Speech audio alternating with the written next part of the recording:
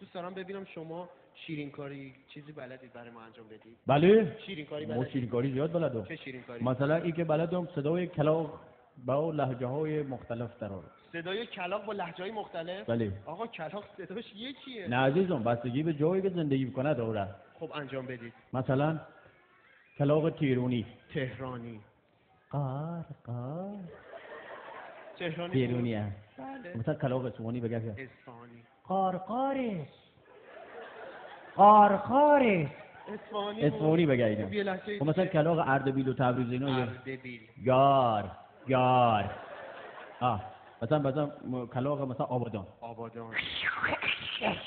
آقا این صدا کلاغ نبود که. نه خب کلاغ آبادان همه عقابن.